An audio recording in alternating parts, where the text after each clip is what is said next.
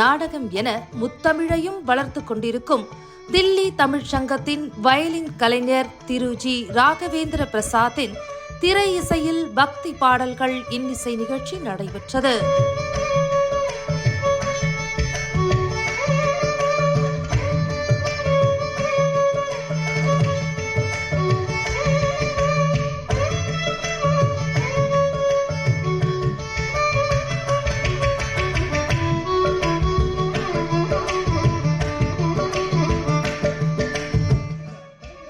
Violin இசைக்கு ஏற்ப பக்கவாத்திய கலைஞர் திரு மனோகர் பாலச்சந்திரன் மிருதங்கம் வாசித்தார்.